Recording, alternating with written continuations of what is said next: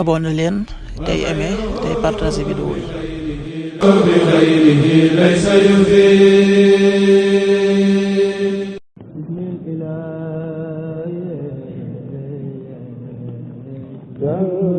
asalaamaaleykum mbokk yi, tey la talaata fanweeri fan ci Shawwal muy weeru kor yi di fukkeelu weer ci atum junni ak ñeenti téeméer ak ñeent fukk ak juróom benn ci gàddaay yonente bi sallallahu alayhi wa sallam dëppoo ñaar fukki fan ak juróom-ñeent ci weeru avril ci atum ñaari junni ak ñaar fukk ak juróom.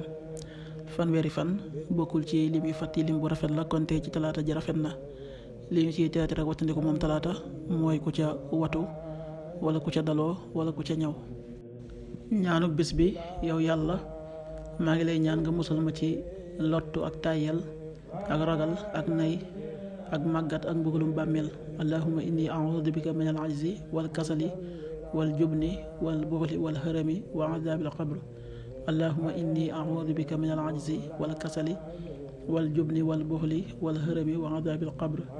xadiisu bis bi: yonent bi sallallahu alayhi wa sallam nee na, nit ku nekk ci sa keroog sarax ngay nekk bis penc ba keroog ñuy teqale nit ñi. xadis bi Ahmad nettali na ko. qaala rasulullahi sallallahu alayhi wa sallam: kullu mri'in fi dhilli sadaqatihi xatta yufsala bayna annaas. rawaahu Ahmad.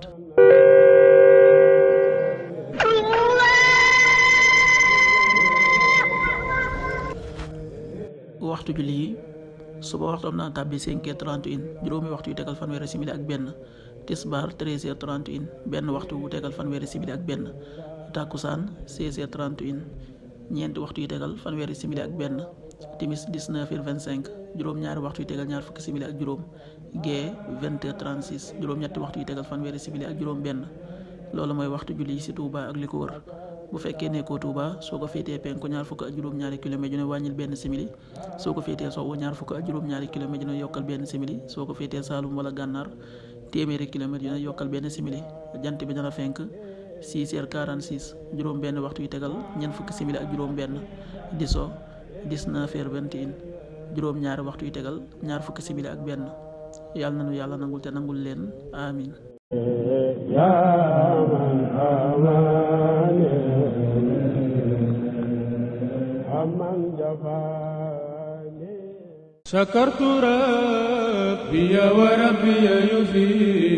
abonné leen tey aimé tey partagé vidéo yi.